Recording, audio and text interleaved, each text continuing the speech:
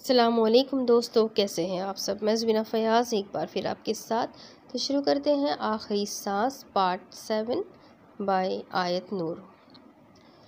آج 8واں دن تھا۔ اسے عمل کرتے ہوئے شروع کے دنوں کی نسبت اب وہ زیادہ پر اعتماد اور بے خوف ہو گئی تھی۔ اب قبرستان کا اندھیرا اور سائے سائے کرتی خاموشی بھی اسے ڈرانے میں ناکام ہونے لگی تھی۔ رات کے 2 بجنے والے تھے۔ وہ عمل کرنے میں مصروف تھی جب کسی کی کرب آمیز سسکیوں نے اسے چونکایا۔ نگاہیں اٹھا کر دیکھا تو سامنے کا منظر دیکھ کر اس کا دل ڈوبنے لگا۔ ابا! اس کے لبوں سے سرگوشی بلند ہوئی۔ سامنے کچھ ہی فاصلے پر رضا افندی کا بے جان وجود گرا پڑا تھا، جبکہ اسد صاحب وہیں زخمی حالت میں گرے تڑپتے ہوئے کرا رہے تھے۔ زویا! اسد صاحب نے اسے پکارا تھا۔ ان کی پکار میں اس قدر اذیت تھی کہ زویا سب کچھ بھول کر اٹھ کھڑی ہوئی۔ ابا! کیا ہوا آپ کو؟ زویا کی آواز لرزنے لگی۔ وہ بہت طاقتور ہے زویا، ہم اس کا مقابلہ نہیں کر سکتے۔ دیکھو رضا افندی جیسے شخص کو قتل کر ڈالا اس نے، اور مجھے بھی زخمی کر دیا۔ زویا پلیز مجھے ہاسپٹل لے جاؤ، میں بہت تکلیف میں ہوں۔ اسد صاحب کرلائے تھے۔ لیکن ابا یہ سب کیسے؟ زویا ڈبڈبائی آنکھوں سے انہیں دیکھ رہی تھی۔ اسے سمجھ میں نہیں آ رہا تھا کہ کیا کرے۔ زویا خدا کا واسطہ ہے مجھے ہاسپٹل لے جاؤ۔ اپنے باپ کو اپنی آنکھوں کے سامنے مرتا دیکھو گی کیا؟ میں اسد صاحب کچھ کہہ رہے تھے جب کسی نادیدہ قوت نے ان کے قدم جکڑے اور ان کا وجود گھسیٹتا ہوا ایک جانب اندھیرے میں غائب ہو گیا۔ ان کی دلخراش چیخیں جیسے زویا کے کانوں میں پگھلے شیشے کی طرح گھستی جا رہی تھی۔ ابا! وہ چلائی تھی، پھر تیزی سے اس جانب بڑھی جہاں اسد صاحب کے وجود کو لے جایا گیا تھا۔ حصار کو پار مت کرنا زویا، یہ سب نظروں کا دھوکہ ہے، ہم دونوں بالکل ٹھیک ہیں۔ رضا افندی کی وارن کرتی ہوئی آواز سنائی دی۔ زویا ایک دم ٹھہر سی گئی۔ نظریں جھکائی تو بس ایک قدم اٹھانے کی دیر تھی اور وہ حصار کے باہر ہوتی، اور اس کے بعد اس کے ساتھ کیا ہوتا یہ سوچ کر ہی وہ لرز اٹھی تھی۔ کچھ سوچ کر اس نے قدم واپس لیے اور حصار کے عین وسط میں جا کھڑی ہوئی۔ نظریں اٹھائی تو اب رضا افندی کا وجود بھی غائب تھا۔ اگلے ہی لمحے اسے بہت سے ملے جلے قہقہے سنائی دیے، جیسے کوئی اس کے بیوقوف بن جانے پر ہنس رہا ہو، مذاق اڑا رہا ہو۔ زویا نے سختی سے آنکھیں میچ کر خود پر قابو پانے کی کوشش کی۔ اسے خود پر شرمندگی ہو رہی تھی کہ رضا افندی نے اتنا سمجھانے پر بھی وہ جنزات کے دھوکے میں آ گئی تھی۔ خجالت کے عالم میں ہی وہاں بیٹھ کر اس نے ورد کو دوبارہ شروع کر دیا۔ اب کی بار اس نے پختہ ارادہ کر لیا تھا کہ وہ کسی بھی بہکاوے میں نہیں آئے گی۔ زینی کی حالت دن بدن بگڑتی جا رہی تھی۔ وہ ہوش میں اب بھی نہ آئی تھی، البتہ اس کی جلد پر عجیب سے دھبے نمودار ہونے لگے تھے جو اس کے چہرے کو خاصا بھیانک بنا گئے تھے۔ ڈاکٹرز اپنی سی کوشش کر رہے تھے کہ اس مرض کی تشخیص کر سکے، لیکن وہ ان دھبوں کی وجہ تک نہیں پہچان سکے تھے۔ زینی کے وجود میں زندگی کی صرف اتنی سی علامت تھی کہ مشین پر اس کی دھڑکنیں چلتی دکھائی دے رہی تھیں۔ آج عمل کا 9واں دن تھا۔ زویا کی طبیعت آج تھوڑی خراب سی تھی، ہلکا ہلکا بخار محسوس ہو رہا تھا۔ رات جاگنے کے باعث اس کی آنکھوں تلے حلقے بھی واضح ہونے لگے تھے۔ آنکھوں میں جلن سی تھی، لیکن اس کے باوجود وہ قبرستان آئی تھی۔ ہر بار قبرستان سے جاتے وقت وہ بے ہمت ہوتی، لیکن جب ہاسپٹل میں زینی کی بگڑتی حالت دیکھتی تو نئے سرے سے اسے چھٹکارا دلانے کا عہد کرتی۔ وہ نکہت کے عالم میں ہی آنکھیں بند کیے ورد کرنے میں مصروف تھی۔ جب گہرے اندھیرے سے اسے یکدم تیز روشنی کا احساس ہوا، زویا نے چونک کر آنکھیں کھولی تو وہ ایک غار میں کھڑی تھی۔ وہ ہڑبڑائی، گھبرا کر ادھر ادھر دیکھا تو وہاں اس کے علاوہ کوئی نہیں تھا۔ غار کے اندر تیز روشنی پھیلی تھی جو آنکھوں کو چبھ رہی تھی، لیکن وہ اس روشنی کا ماخذ دکھائی نہیں دے رہا تھا۔ زویا تذبذب کے عالم میں چند لمحے وہیں کھڑی کچھ سوچتی رہی۔ آگے بڑھو زویا، آج کا دن ہمارے مقصد کی کاملیت کا دن ہے، رضا افندی کی آواز سنائی دی تھی۔ زویا نے چونک کر ادھر ادھر دیکھا، لیکن رضا افندی وہاں کہیں نہ تھے۔ زویا نے جھجکتے ہوئے قدم آگے بڑھائے۔ اسے چلتے ہوئے نہ جانے کتنی دیر ہوئی تھی جب غار میں ایک دم اندھیرا سا چھا گیا۔ زویا کے قدم وہیں رک گئے، اسے اپنا ہاتھ تک دکھائی نہ دے رہا تھا۔ زویا کو اچانک کچھ یاد آیا تو اس نے کرتی کے ساتھ پہنی جینس کی جیب تھپتھپائی۔ جیب میں سیل فون کی موجودگی محسوس کر کے اسے حوصلہ ہوا۔ فون نکال کر سب سے پہلے اس نے ٹارچ آن کی، پھر نیٹ ورک چیک کیا تو ایک بھی سگنل نہ تھا۔ زویا تھوڑا سا آگے گئی، فون اونچا کیا، لیکن کوئی مثبت نتیجہ برآمد نہ ہو سکا۔ تبھی عجیب سی آواز نے اسے چونکا دیا، جیسے کچھ ٹوٹ رہا ہو۔ اس سے پہلے کہ وہ کچھ سمجھتی، غار کی چھت گرتی ہوئی اسے اچھا خاصا زخمی کر گئی۔ زویا کو لگا جیسے کوئی بھاری وزنی چیز اس کے سر پر آ گری ہو۔ وہ وزن برداشت نہ کرتے ہوئے نیچے جا گری۔ اس کے لبوں سے کرراہیں بلند ہوئی، یوں لگا تھا جیسے جسم کی ہڈیاں ٹوٹ سی گئی ہو۔ دایاں بازو شاید زیادہ ہی زخمی ہو گیا۔ وہ جنزاد اپنے وار کر رہا تھا تاکہ اسے خوف زدہ کر سکے۔ زویا نے ہاتھ ادھر ادھر مارتے ہوئے فون تلاشنا چاہا، تبھی اسے اپنی گردن میں کچھ رسی نما لٹکتا ہوا محسوس ہوا۔ زویا کی سانسیں تھمنے لگی۔ اس نے ہاتھ سے اسے محسوس کرنا چاہا۔ عجب چپچپا، گداز اور گیلا سا وجود تھا جو حرکت کر رہا تھا۔ زویا کے لبوں سے بے ساختہ چیخیں برآمد ہونے لگی کیونکہ وہ سانپ تھا جو اس کی گردن میں لٹک رہا تھا۔ زویا نے ایک جھٹکے سے اسے دور کیا اور اپنے زخموں کی پرواہ کیے بغیر تیزی سے اٹھتی ہوئی اندھیرے میں بغیر سمت کا اندازہ لگائے بھاگنے لگی۔ اسے معلوم بھی نہ ہو سکا کہ وہ کب زار و قطار روتے ہوئے اماں بابا کو پکار رہی تھی۔ اسے اس غار سے واپس جانے کا راستہ ڈھونڈنا تھا۔ اس پل وہ سب کچھ بھول بیٹھی تھی، زینی کی حالت، اپنا مضبوط ارادہ، رضا افندی کی باتیں۔ یوں ہی بھاگتے بھاگتے ایک جگہ وہ رکی۔ سامنے سرنگ کا ایک موڑ مڑ رہا تھا جہاں زرد سی روشنی دکھائی دے رہی تھی اور اس جگہ بے پناہ تپش کا احساس ہو رہا تھا۔ زویا نے گہرے سانس لیتے ہوئے خود پر قابو پانے کی کوشش کی۔ ایک دم ہی اسے شدید گرمی کا احساس ہونے لگا تھا۔ اس کا پورا وجود پسینے میں تر تھا۔ وہ آہستہ آہستہ قدم اٹھاتی آگے بڑھنے لگی۔ زرد روشنی میں اس کے ماتھے پر بنا زخم واضح ہونے لگا تھا جس میں سے خون بہتا ہوا کن پٹی سے ہوتا اس کے گال کو سرخ کر رہا تھا۔ زویا نے دائیں کہنی کی جانب دیکھا تو وہ بھی چھلی ہوئی تھی اور اس پر اچھا خاصا زخم بنا ہوا تھا۔ کہنی سے قمیص کا بازو بھی پھٹا ہوا تھا۔ دوپٹہ اور سیل فون کہاں گرے تھے اسے کچھ خبر نہ تھی۔ بال بکھرے ہوئے تھے جبکہ اس کے چہرے پر وحشت تھی۔ وہ محتاط سی آگے بڑھ رہی تھی کہ شاید ایک اور مشکل سامنے موجود ہو۔ موڑ مڑتے ہی اسے اتنی زرد روشنی اور تپش کی وجہ معلوم ہو گئی تھی۔ سامنے شاید غار کا دہانہ تھا، لیکن غار کے اس دہانے کو آگ نے بند کر رکھا تھا۔ آگ کے شعلے بلند ہوتے غار کے اس راستے کو بند کیے ہوئے تھے۔ زویا نے آنکھیں میچی، خود کو حوصلہ دینے کی کوشش کی۔ وہ سمجھ نہیں پا رہی تھی کہ آگے اسے کیا کرنا ہے۔ چند لمحے پہلے کی کیفیت ختم ہو چکی تھی۔ وہ ایک بار پھر وہی مضبوط زویا بن گئی تھی جو اپنی بہن کی زندگی کے لیے کچھ بھی کرنے کو تیار تھی۔ اس نے قدم واپس موڑے تھے یہ سوچ کر کہ شاید وہ غلط راہ پر آ نکلی ہو۔ رک جاؤ زویا، رضا افندی کی آواز نے اس کے قدم روکے۔ وہ مڑی۔ یہ تو وہ جان چکی تھی کہ اس کے ساتھ جو کچھ ہو رہا ہے یا جن حالات کا اسے سامنا کرنا پڑ رہا ہے، رضا افندی اس سب سے واقف ہے۔ یہ آگ بظاہر پرتپش ہے لیکن تمہارے چھوتے ہی یہ آگ ٹھنڈی ہو جائے گی۔ تمہیں کمزور کرنے کو یہ جال بچھایا گیا ہے۔ تمہیں اس آگ سے گزر کر ہی جنات کی دنیا میں جانا ہے۔ یہ صرف تمہیں دکھانے کو ہے تاکہ تمہاری ہمت ٹوٹے، تم کمزور پڑو، لیکن تمہیں مضبوط رہنا ہے۔ یہاں سے واپس نہیں جانا کیونکہ اس آگ کے پار ہی ہماری کامیابی ہے۔ ہمت کرو اور آگے بڑھو۔ رضا افندی کی آواز پر زویا نے آگ کی سمت دیکھا جس کے شعلے بلند سے بلند تر ہو رہے تھے۔ اس نے لبوں پر زبان پھیری۔ اتنے فاصلے پر ہونے کے باوجود آگ کی تپش اس تک پہنچ رہی تھی۔ اگر وہ اس آگ کے قریب جاتی تو شاید اس کا وجود جل کر راکھ ہو جاتا۔ اسے ڈر لگنے لگا تھا۔ وہ حوصلہ ہارنے لگی تھی کہ کیسے آگ کے اس دریا کو پار کرے۔ کیا رضا افندی کی بات پر بھروسہ کرے یا واپس مڑ جائے؟ وہ کشمکش میں مبتلا تھی۔ کتنی ہی دیر وہ یوں ہی کھڑی رہی۔ دل و دماغ کی جنگ جاری تھی۔ دل کہہ رہا تھا کہ اپنی بہن کی خاطر اسے یہ تکلیف بھی سہ جانی چاہیے۔ جہاں اتنا کچھ برداشت کیا وہاں یہ بھی سہی، جبکہ دماغ کہتا تھا کہ عقل سے کام لو، جان بوجھ کر آگ میں کودنا سراسر بے وقوفی ہے۔ کشمکش کے اس عالم میں جیت بالآخر دل کی ہوئی تھی۔ وہ دھیرے دھیرے قدم اٹھاتی اس آگ کی سمت بڑھنے لگی۔ جیسے جیسے آگ کے قریب جا رہی تھی تپش کا احساس شدید تر ہوتا جا رہا تھا، حتیٰ کہ آگ کے بالکل قریب جا کر اسے یوں لگا تھا جیسے اس کا وجود جل رہا ہو۔ ایک پل کی دیر کیے بغیر وہ آگ کے اس علاوے میں داخل ہوئی اور حیرت انگیز طور پر آگ نے اس کا کچھ بھی نہ بگاڑا، بلکہ اب تو تپش کا احساس بھی ختم ہو گیا تھا۔ عجیب سی ٹھنڈک تھی جو اس کے رگوں پہ میں اتر گئی تھی۔ زویا رکے بغیر چلتی گئی۔ چند قدم چلتے ہی وہ ایک کھلے اور وسیع میدان میں کھڑی تھی۔ زویا نے گردن گھما کر دیکھا، وہاں اب نہ تو غار تھی اور نہ ہی آگ کے علاوے سب کچھ غائب تھا، اور وہ میدان، اس کے ارد گرد کھڑے اونچے اور ہیبت ناک پہاڑ تھے، عجیب سے لگ رہے تھے۔ تو کیا یہ جنات کی دنیا تھی؟ رضا افندی کے کہنے کے مطابق وہ جنات کی دنیا میں داخل ہو چکی تھی۔ اب اسے کیا کرنا تھا؟ یہ میدان تو ہر طرف سے پہاڑوں سے گھرا تھا جہاں سے نکلنے کا کوئی راستہ بھی نظر نہ آ رہا تھا۔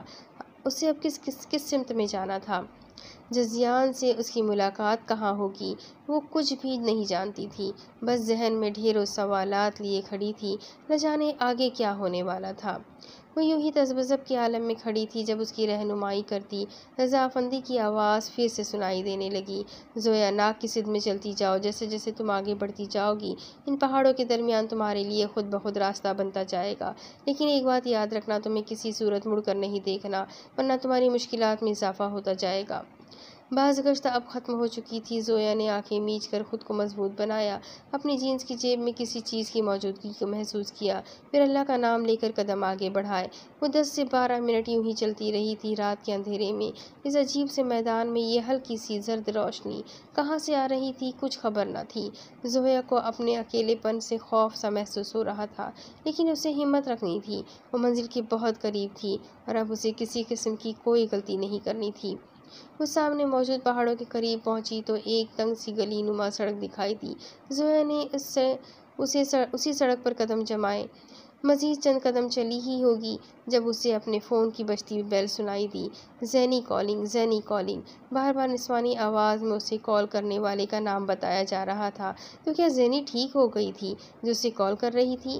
زویا کے ذہن میں خیال ابھر آیا اور اگلے ہی پل اس نے حیرت سے گردن موڑ کر دیکھا، کیونکہ آواز پیچھے سے آ رہی تھی۔ اس پل اسے یہ بھی یاد نہ رہا تھا کہ اسے پیچھے مڑ کر نہیں دیکھنا تھا۔ اس کے پیچھے مڑتے ہی آواز بلند ہو گئی، پھر عجب سے کہے سنائی دینے لگے جن میں تمسخر تھا، استہزاء تھا۔ زویا کا بے ساختہ سر پیٹنے کو دل چاہا تھا، جانے کیوں بے اختیاری کی کیفیت میں رضا افندی کی ہدایت کو یاد نہ رکھ پائی تھی۔ آنکھوں میں جلتی ہوئی جلن کے باعث اس نے آنکھیں میچ کر انہیں مسلا، پھر آنکھیں کھولی تو چونک کر رہ گئی، کیونکہ چند لمحے پہلے وہ جس میدان میں کھڑی تھی اب وہ میدان غائب تھا۔ یہ کوئی بہت بڑا حویلی نما گھر تھا جس کے در و دیوار سے عجیب سی وحشت ٹپک رہی تھی، جگہ جگہ جالے لٹک رہے تھے، اوپر سے نیم اندھیرا اس گھر کو خاصا ہیبت ناک بنا رہا تھا۔ زویا سمجھ نہیں پائی کہ اس سے یہیں جزیان سے ملنا تھا یا اس کی غلطی کے سبب اسے یہاں لایا گیا تھا۔ کوئی ہے؟ زویا اونچی آواز میں چلائی تھی، لیکن اس کی آواز اس بڑے سے خالی گھر میں گونج کر رہ گئی۔ زویا چند قدم آگے بڑھی، محتاط نگاہوں سے ادھر ادھر دیکھا، تبھی ایک جانب سے کسی عجیب سی آواز سنائی دی، پر وہ اچھل کر رہ گئی۔ آوازیں یوں تھی گویا کوئی سخت سی چیز چبائی جا رہی ہو۔ زویا دل پر ہاتھ رکھے اس سمت بڑھ گئی۔ ایک چھوٹی سی راہداری عبور کرنے کے بعد سامنے ایک کمرہ تھا جس کا دروازہ ادھ کھلا تھا۔ زویا قدموں کی آہٹ پیدا کیے بغیر دروازے کے قریب ہوئی، اندر جھانک کر دیکھا تو جی جان سے لرز اٹھی۔ سامنے ایک عام بھیڑیے سے کافی بڑا عجیب سا بدحیت بھیڑیے نما جانور کسی انسان کے ادھ کھائے وجود کو بری طرح بھنبوڑ رہا تھا۔ اس انسان کے بے جان چہرے سے ٹپکتا ڈر اور اس کی کھلی آنکھوں سے جھلکتی وحشت زویا کی جان نکال رہی تھی۔ وہ تیزی سے منہ پر ہاتھ جماتے اپنی چیخوں کا گلا گھونٹتی پیچھے ہوئی، تبھی پیچھے کسی چیز سے ٹکرائی۔ زوردار آواز سے کچھ گرا تھا جس نے اس بھیڑیے کو زویا کی جانب متوجہ کیا۔ ایک انسانی لڑکی کو یہاں دیکھ کر اس بھیڑیے کی آنکھوں میں عجیب سی چمک دکھائی دی۔ وہ اپنے شکار کو چھوڑ کر دروازے کی سمت بڑھا۔ زویا اسے دروازے کی سمت بڑھتے دیکھ کر تیزی سے وہاں سے بھاگ کھڑی ہوئی، لیکن اس بھیڑیے کی رفتار اس سے کہیں زیادہ تھی۔ زویا نے پوری قوت لگائی تھی اس سے دور بھاگنے کی۔ راہداری عبور کرتی وہ پھر مین ہال میں آئی۔ اس کی نگاہ لکڑی سے بنے اس بڑے سے داخلی دروازے تک گئی جو کھلا تھا۔ امید کی ایک کرن دکھائی دی تھی، تبھی وہ دروازے کی سمت بھاگی، لیکن اس کے دروازے کے قریب پہنچنے سے پہلے یہ دروازہ خود بخود بند ہو گیا۔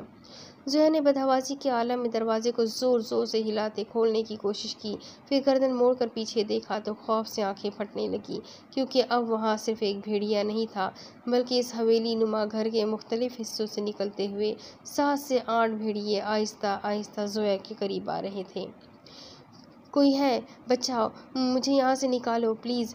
زویا دروازے کی جانب مڑتی پوری قوت سے چلائی تھی۔ اس کا جسم لرز رہا تھا، خوف کے مارے آنکھوں سے آنسو بہنے لگے تھے، لیکن وہاں اس کی سنوائی کرنے والا کوئی نہ تھا۔ پلیز مدد کرو! خدا کے لیے کوئی تو آ جاؤ! اماں، ابا! وہ بھیگی آواز اپنے ماں باپ کو پکار رہی تھی، لیکن وہاں کوئی اس کی مدد کے لیے موجود نہ تھا۔ زویا نے خوفزدہ نگاہوں سے مڑ کر ان بھیڑیوں کی جانب دیکھا جو اب اس سے چند قدموں کے فاصلے پر تھے۔ اس نے کوئی راہ فرار تلاش کرنی چاہی، لیکن اب وہ ان کے گھیرے میں آ چکی تھی، بچنے کا کوئی راستہ نہ تھا۔ اسے اپنی موت یقینی نظر آ رہی تھی۔ اللہ! اس کے دل نے شدت سے اس رب کو پکارا تھا۔ ہاں، کیونکہ وہ واحد ہستی تھی جو اسے بچا سکتی تھی۔ وہ دروازے سے کمر ٹکائے آنکھیں میچ گئی، کچھ پڑھنا چاہا تھا اس نے کوئی ورد کلمہ، لیکن اس وقت دماغ بالکل معاف ہو گیا تھا۔ اس کے لرزتے لبوں سے ایک لفظ تک ادا نہ ہو پایا۔ وہ سب بھیڑیا اچانک اس پر جھپٹے تھے، لیکن پھر نہ جانے کیا ہوا تھا کہ وہ زویا سے کئی قدم دور جا گرے تھے اور تڑپنے لگے تھے۔ ان کی خوفناک کانوں کے پردے چاک کرتی آوازیں سن کر زویا نے آنکھیں کھولیں تو اسے حیرت کا جھٹکا لگا، کیونکہ وہ سب بھیڑیے نیچے گرے بری طرح سے تڑپ رہے تھے، جیسے بہت اذیت سے گزر رہے ہوں۔ زویا حیرانگی کے عالم میں انہیں دیکھے گئی، پھر اس کی نگاہ اپنے بازو تک گئی۔ کوہنی سے شرٹ کا بازو پھٹا ہوا تھا اور وہاں سے اس تعویذ کی جھلک دکھائی دے رہی تھی جو رضا افندی نے اسے حفاظت کی غرض سے دیا تھا، اور شاید اس تعویذ نے ہی آج زویا کی جان بچائی تھی، کیونکہ وہ سب بھیڑیے نہیں، غیر مرئی قوتیں تھیں جو زویا کو چھونے سے پہلے ہی اس تعویذ کی طاقت سے ختم ہو گئے تھے۔ زویا نے ان سب بھیڑیوں کو اپنی آنکھوں کے سامنے تڑپتے، مرتے اور ہوا میں تحلیل ہوتے دیکھا تھا، اور اسے تسلیم کرنا پڑا تھا کہ اس سے زیادہ خوفناک منظر شاید کوئی ہو ہی نہیں سکتا۔ اس نے اپنے چہرے پر ہاتھ پھیرا تاکہ یقین کر سکے کہ یہ کوئی خواب نہیں اور وہ صحیح سلامت ہے۔ تبھی اسے اپنا چہرہ بھیگا ہوا محسوس ہوا۔ اسے معلوم ہوا تھا کہ وہ بہت دیر سے رو رہی تھی اور بڑی شدت سے رو رہی تھی۔ وہ کمزور دل کی تو نہیں تھی، لیکن جن حالات میں وہ واقعات کا اسے سامنا کرنا پڑ رہا تھا وہ کسی کا بھی دل دہلا دیتے۔ بہت دیر لگی تھی زویا کو سنبھلنے میں، پھر مڑ کر اس نے دروازے کو کھینچنے کی کوشش کی، لیکن دروازہ اب بھی بند تھا۔ زویا یہ تو جان چکی تھی کہ یہ حویلی اس کی منزل نہیں تھی، لیکن وہ صرف اس لیے پہنچی تھی کیونکہ اس نے پیچھے مڑ کر دیکھا تھا۔ اب اسے کسی بھی حال میں یہاں سے نکلنا تھا۔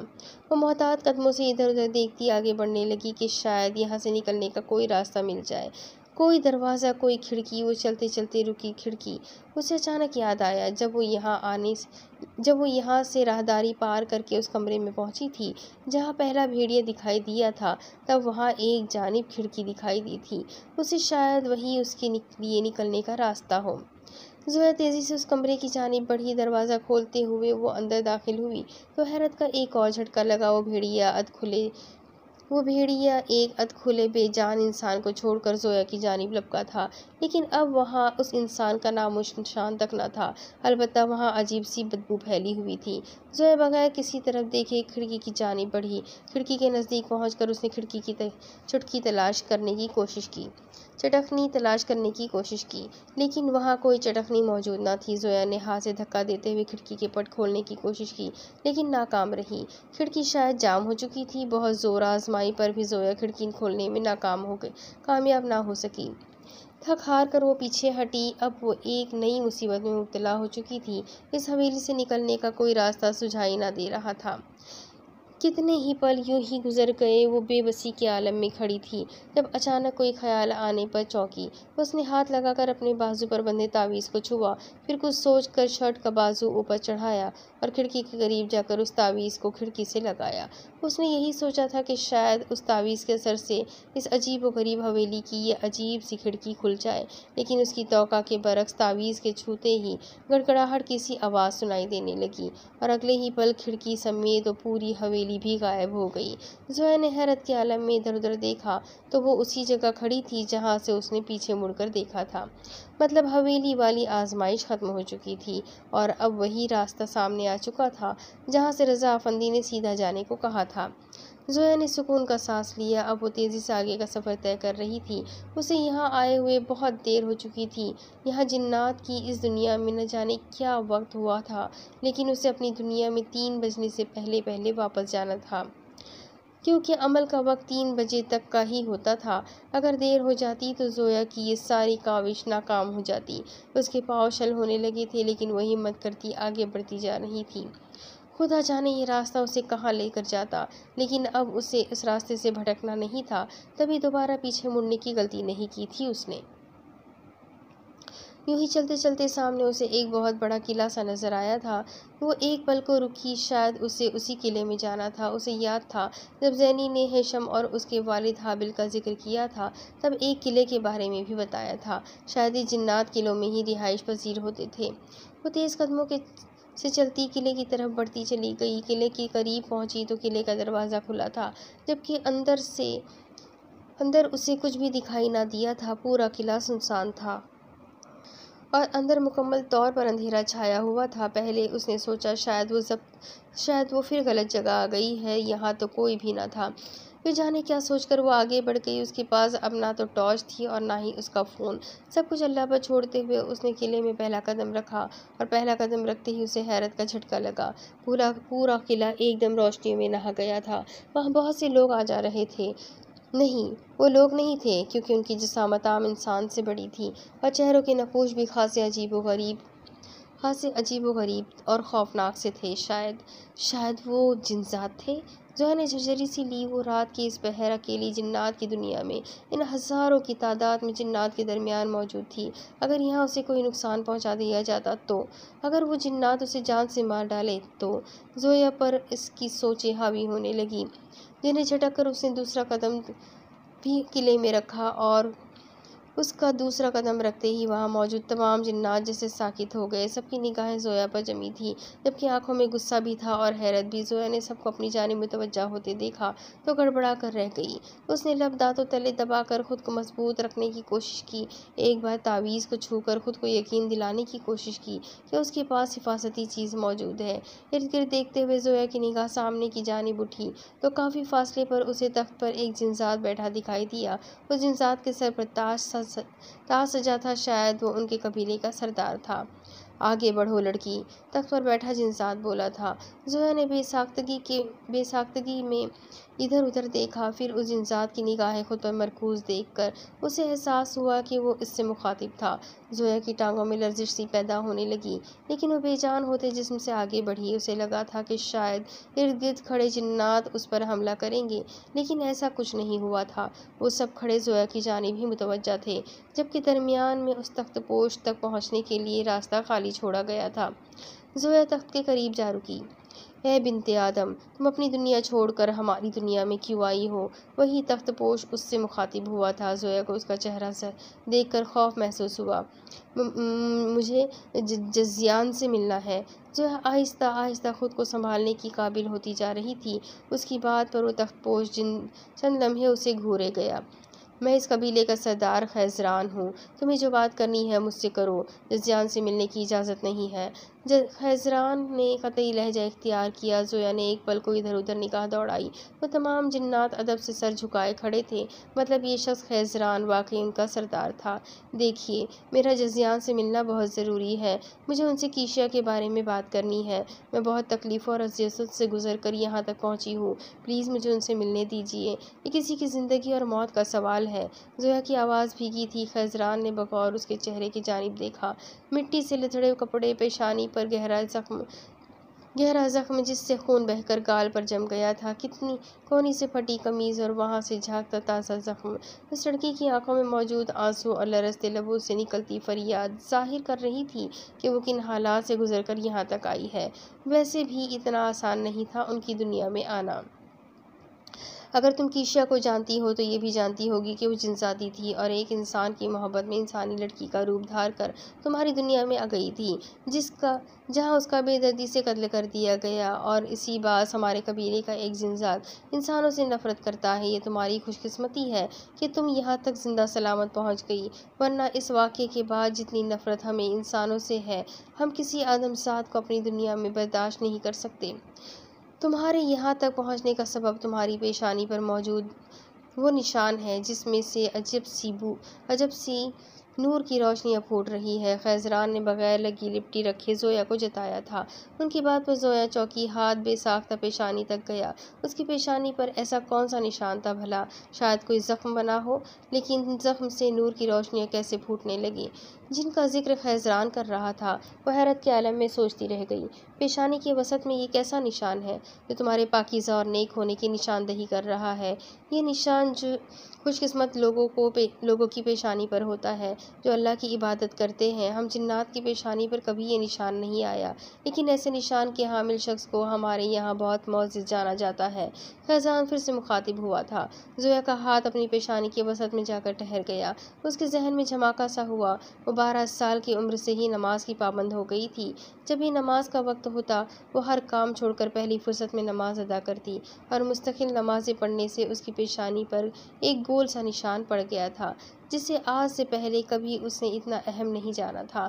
لیکن آج خیزران کی بات سن کر زویا کا دل چاہا وہ سجدے میں جا گرے۔ اس نے ہمیشہ ہر کام پر اپنے رب کے حکم کو ترجیح دیتے ہوئے نماز ادا کرنے میں پہل کی تھی، اور آج اس کے رب نے اسے جنات کی اس دنیا میں بھی عزت سے نوازا تھا۔ زویا کو اب سمجھ میں آیا تھا کہ وہ تمام جنات اس سے فاصلے پر کھڑے اسے گھورتے کیوں رہے تھے۔ شاید وہ بھی اس کی پیشانی سے پھوٹتی روشنیوں پر حیران تھے۔ 5 وقت کی نماز کا انعام ہے یہ نشان۔ زویا کی آواز میں خود بخود ایک معنی ٹھہرا تھا، لہجہ بھی پورا اعتماد تھا۔ وہ تو خواہ مخواہ ڈرے جا رہی تھی، اس کا اللہ اس کے ساتھ تھا، پھر اسے ڈرنے کی کیا ضرورت تھی بھلا؟ خیزران، میرے پاس وقت بہت کم ہے اور میرا جزیان سے ملنا بہت ضروری ہے۔ مجھے ان کی مدد کی ضرورت ہے۔ اگر آج میں ان سے نہ مل پائی تو دوبارہ اس دنیا میں نہیں آ سکوں گی، اور میری بہن جو اس وقت زندگی اور موت کے درمیان جھول رہی ہے، وہ آپ کی دنیا کے ایک جنزات کے بعد زندگی کی بازی ہار جائے گی۔ زویا نے دوبارہ اپنے یہاں آنے کا مقصد بیان کیا۔ خیزران چند پل کسی سوچ میں ڈوبا رہا۔ جب سے جزیان کی بیٹی کیشیا کی انسانی دنیا میں موت ہوئی ہے، تب سے وہ بہت کمزور ہو گیا ہے، ہماری دنیا سے بہت الگ تھلگ ہو کر رہ گیا ہے۔ اس نے اپنے لیے بہت دور ایک الگ سی جگہ تلاش کی ہے اور وہیں گوشہ نشین ہو کر رہ گیا ہے۔ نہ کسی سے ملتا ہے، نہ بات کرتا ہے۔ لیکن اگر تم سچ بول رہی ہو تو کسی کی زندگی کی خاطر ہم تمہیں اس سے ملوا دیتے ہیں۔ باقی رہی بات مدد کی، تو وہ جزیان کی مرضی ہے، وہ تمہاری مدد کرتا ہے یا تمہیں خالی ہاتھ لوٹ کر جانا پڑتا ہے، یہ جزیان ہی جانتا ہے۔ خیزران نے بالآخر رضامندی ظاہر کی۔ زویا کی جان میں جان آئی تھی یہ سن کر۔ اسے یقین ہونے لگا تھا کہ اگر اس نے خیزران کو راضی کر لیا تو وہ جزیان کو بھی راضی کرنا مشکل نہ تھا۔ ہامون، ہمارے جزیان کے پاس جانے کا انتظام کیا جائے۔ خیزران نے ایک جانب کھڑے جنزات کو مخاطب کیا۔ وہ جنزات اس بات میں سر ہلاتا وہاں سے غائب ہو گیا۔ اگلے چند لمحوں میں جنات نے جگہ خالی کی اور وہیں ایک تشتری نما سواری ظاہر ہوئی۔ آؤ، خیزران نے زویا کو مخاطب کیا اور خود اس سواری کی جانب بڑھ گیا۔ زویا نے اللہ کا نام لیا اور اس تشتری میں سوار ہو گئی۔ ان کے سوار ہوتے ہی تشتری ہوا میں بلند ہوئی اور پھر تیزی سے اڑتی ہوئی ایک سمت کو بڑھنے لگی۔ زویا نے نیچے نگاہ دوڑائی تو اسے اپنا شہر چکراتا ہوا محسوس ہوا۔ نیچے ہر چیز بہت تیزی سے گزر رہی تھی۔ ایک پل کو زویا خوفزدہ ہوئی کہ کہیں خیزران اسے کہیں اور لے جا کر کوئی نقصان نہ پہنچا دے۔ فکر مت کرو لڑکی، ہم جنات ہیں، بلا وجہ کسی کو نقصان نہیں پہنچاتے اور نہ ہی اپنی بات سے مکرتے یا وعدہ خلافی کرتے ہیں۔ خیزران شاید اس کی سوچ کو پڑھ چکا تھا، تبھی مخاطب ہوا۔ زویا شرمندہ سی ہو کر رہ گئی۔ تقریباً 5 منٹ گزرے ہوں گے جب تشتری آہستہ آہستہ زمین پر اترنے لگی۔ پہلے خیزران نیچے اترے، پھر زویا۔ نیچے اتر کر زویا نے ارد گرد دیکھا تو ایک پل کو مسحور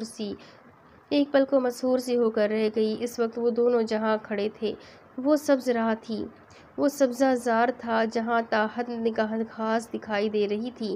ان سے کچھ ہی فاصلے پر ایک ندی بہتی دکھائی دے رہی تھی جس کے اوپر سے ایک پل گزر رہا تھا۔ اس پل کا اختتام ایک چھوٹی سی جھوپڑی پر ہو رہا تھا۔ جھوپڑی کی دائیں جانب افق پر موجود چاند کی گول سی ٹکیا دکھائی دے رہی تھی جس کا عکس ندی کے پانی میں ابھرتا آنکھوں کو بہت بھلا معلوم ہو رہا تھا۔ آؤ، خیزران کی آواز سن کر وہ واپس حواس میں لوٹی، پھر ان کی تقلید میں آگے بڑھنے لگی۔ خیزران کا رخ اس جھوپڑی کی جانب تھا۔ زویا ان کے پیچھے جھوپڑی میں داخل ہوئی تو اسے حیرت کا جھٹکا لگا۔ وہاں نیچے زمین پر کوئی لیٹا تھا۔ تو کیا یہ جزیان تھا؟ زویا اس جنسات سے مدد مانگنے آئی تھی۔ بقول زینی کے جزیان کا خاندان ان سب سے طاقتور اور بہت سی قوتوں کا مالک تھا، جبکہ سامنے لیٹا وہ منحنی اور کمزور سا وجود زویا کو کہیں سے بھی طاقتور نہیں لگا تھا۔ کیا یہ شخص ہیشم کا مقابلہ کر پائے گا؟ کیا وہ زینی کو ہیشم سے بچانے میں کوئی مدد کرے گا؟ زویا کے ذہن میں بہت سے سوالات ابھرنے لگے تھے۔ جزیان، خیزران نے اس وجود کو پکارا تھا۔ نتیجتاً جزیان نے کروٹ لی۔ اس کے چہرے پر برسوں کی تھکن نمایاں تھی۔ کیسے ہو؟ جزیان کے اٹھنے پر خیزران ان کے قریب جا بیٹھا۔ خیزران کے لہجے میں جزیان کے لیے احترام تھا۔ بس جی رہا ہوں، اس انتظار میں ہوں کہ زندگی کی قید سے کب رہائی نصیب ہوتی ہے۔ جزیان کا لہجہ تھکا تھکا سا تھا۔ زویا کو دکھ سا ہوا انہیں اس حالت میں دیکھ کر۔ جزیان شاید ابھی تک زویا کو دیکھ نہیں پائے تھے۔ تم سے کوئی ملنے آیا ہے جزیان؟ خیزران کے کہنے پر جزیان نے گردن موڑی۔ زویا پر نگاہ پڑی تو وہ حیرت زدہ رہ گئے۔ خیزران، ایک آدم زادی ہماری دنیا میں کیا کر رہی ہے؟ جزیان کے لہجے میں تلخی سی ابھر آئی تھی۔ جو زویا نے واضح محسوس کی۔ تم سے کچھ بات کرنا چاہتی ہے، اسے کسی مدد کی ضرورت ہے جزیان۔ خیزران شاید جزیان کے رد عمل سے واقف تھے، تبھی نرمی سے ان کے کندھے پر ہاتھ رکھا۔ میری بیٹی کو اپنی دنیا میں موت کے گھاٹ اتار کر اب یہ انسان ہم جنات سے مدد مانگنے آئے ہیں۔ خیزران، تم اچھی طرح جانتے ہو کہ میں تمہارے علاوہ کسی اور سے ملاقات نہیں کرتا، پھر بھی اسے یہاں لے آئے۔ جزیان کے لہجے میں شکوہ سا تھا۔ آپ پلیز ان سے ناراض مت ہو، میں ہی اصرار کر کے یہاں تک آئی ہوں اور زیادہ وقت نہیں لوں گی آپ کا۔ زویا آگے بڑھی تھی۔ جزیان نے منہ پھیر لیا۔ اپنی بیٹی کی بغاوت، اس کی بدترین موت کو بھولے نہ تھے وہ اب تک۔ جزیان، یہ بچی یہاں کبھی نہ آتی اگر اس کی دنیا میں کوئی موت سے لڑ نہ رہا ہوتا۔ مجھے ساری بات کا تو علم نہیں ہے، لیکن اس بچی کے کہنے کے مطابق ہماری دنیا کے ایک جنزات کی وجہ سے انسانی دنیا میں کوئی زندگی اور موت کے درمیان جھول رہا ہے۔ کسی کی زندگی کا سوال ہے، تبھی میں اسے یہاں لے کر آیا ہوں۔ وہ جنزات کون ہے میں نہیں جانتا، یہ کس قسم کی مدد چاہتی ہے یہ بھی علم نہیں، لیکن اسے کیشیا کے بارے میں تم سے کچھ بات کرنی ہے۔ خیزران نے نرم سے لہجے میں جزیان کو بتایا۔ جواباً جزیان نے چونک کر زویا کی جانب دیکھا۔ زویا نے جزیان کی سرخ آنکھوں کو دیکھا تو ایک پل کو خوف سے ٹھٹر کر رہ گئی۔ جزیان نے بھی شاید اس کا خوف محسوس کیا تھا، تبھی نگاہیں پھیر لی۔ کہو، کیا کہنا ہے؟ جزیان نے گویا اجازت دی تھی۔ جواباً زویا نے انہیں سب کچھ بتا دیا۔ اسد صاحب کا کاروبار میں نقصان، ان کا راج ولا شفٹ ہونا، وہاں پیش آنے والے حالات و واقعات، رضامندی کی مدد سے زینی کا ان کی دنیا میں آنا، ہیشم کا اپنی شناخت ظاہر کرنا اور اس کا مقصد، مرثد کی بے گناہی، زینی کی موجودہ حالت۔ اس نے کچھ بھی نہ چھپایا تھا۔ اس کی بات مکمل ہونے پر کافی دیر تک جزیان اور خیزران چپ بیٹھے رہے۔ اگر آپ کو میری بات پر یقین نہ آئے تو یہ زینی کا استعمال کردہ ہیئر برش ہے۔ زینی نے بتایا تھا کہ آپ جنات کے پاس یہ طاقت موجود ہے کہ کسی کی استعمال کردہ چیز کو چھوتے ہی آپ اس کی موجودہ حالت جان سکتے ہیں، اور اس سے پہلے اس کے ساتھ جو کچھ ہوا وہ بھی معلوم کر سکتے ہیں، بشرطیہ کہ وہ انسان زندہ ہو، اس کی سانس چل رہی ہو۔ ہیشم کے زینی کے وجود میں سرایت کرنے سے کچھ ہی دیر پہلے، سونے سے قبل زینی نے یہ برش استعمال کیا تھا۔ شاید اس سے آپ اس کی موجودہ حالت دیکھ سکیں۔ زویا نے ہیئر برش ان کی جانب بڑھایا۔ جزیان نے برش تھام لیا تھا۔ آنکھیں بند کرتے ہی سب واقعات ان کی آنکھوں کے سامنے کسی فلم کی طرح چلنے لگے۔ چند لمحوں بعد انہوں نے آنکھیں کھولی تو ان کی آنکھوں کا رنگ خطرناک حد تک سرخ پڑ گیا تھا، جبکہ وجود سے تپش اٹھنے لگی تھی۔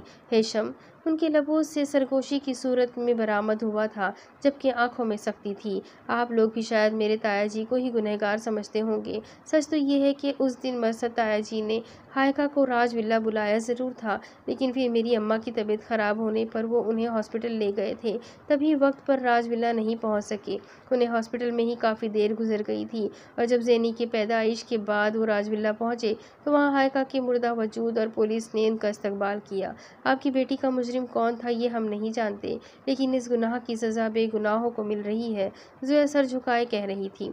اگر مرثد گنہگار تھا بھی، تب بھی ہم ہیشم کو کبھی اس بات کی اجازت نہ دیتے کہ وہ اس بے گناہ بچی کو اپنے انتقام کا نشانہ بنائے۔ خیزران کی آواز سنائی دی تھی۔ کاش ہمیں پہلے علم ہوتا کہ ہیشم کی یہ سرگرمیاں ہیں۔ آج کل تو ہم حالات اس نوبت تک آنے ہی نہ دیتے۔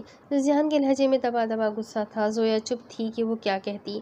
تم فکر مت کرو، ہم بات کریں گے ہیشم سے، وہ تمہاری بہن کو کوئی نقصان نہیں پہنچائے گا۔ چند لمحے کچھ سوچ کر جزیان نے زویا کو مخاطب کیا۔ کیا میں اس بات کو آپ کا وعدہ سمجھوں؟ جانے کیوں زویا کو یقین نہیں آیا تھا کہ واقعی وہ جزیان کو مدد کے لیے راضی کر چکی ہے۔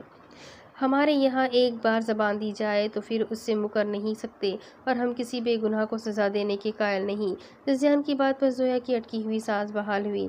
بہت شکریہ، مجھے یقین تھا آپ ضرور میری مدد کریں گے۔ زویا ممنون ہوئی۔ اب ہم چلتے ہیں جزیان، میں صبح آتا ہوں تمہارے پاس، پھر دیکھتے ہیں ہیشم کو روکنے کے لیے کیا حکمت عملی اپنانی ہے۔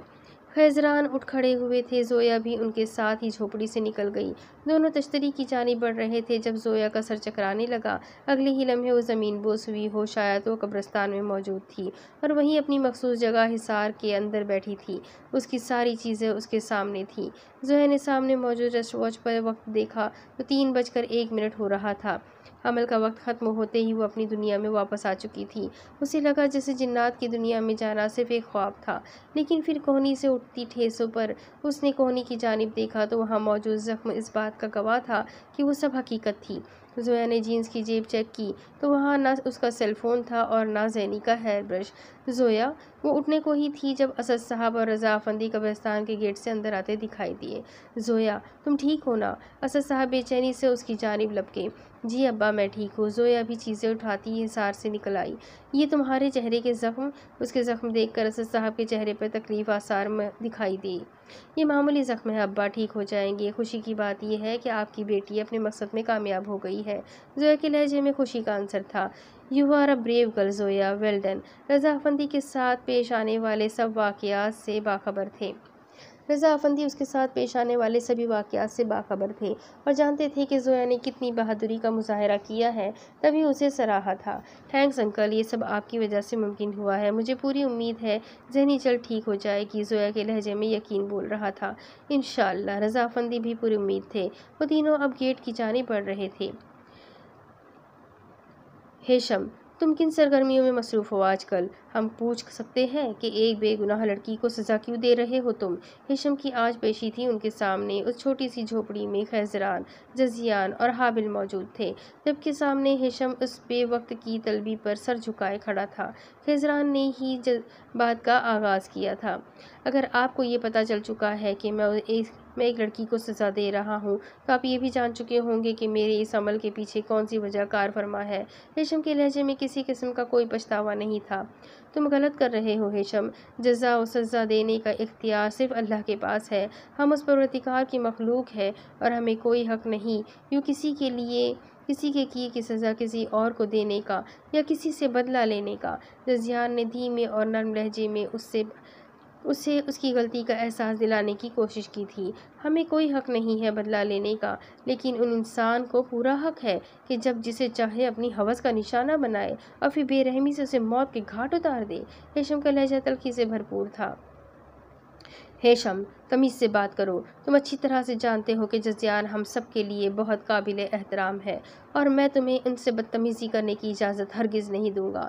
ہیشم کے لب و لہجے نے حابل کو طیش دلایا تھا، تبھی وہ سخت لہجے میں گویا ہوئے۔ میں کوئی بدتمیزی نہیں کر رہا بابا جان، لیکن میں کیشیا کی موت کو یوں رائے گا نہیں جانے دوں گا۔ ان لوگوں کو ایسی سزا دوں گا کہ ان کی نسل یاد رکھے گی۔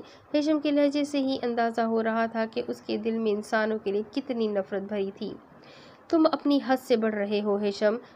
ہم تمہیں حابل سختی سے کچھ کہنے جا رہے تھے جب جزیان نے ہاتھ اٹھا کر انہیں خاموش رہنے کا اشارہ کیا۔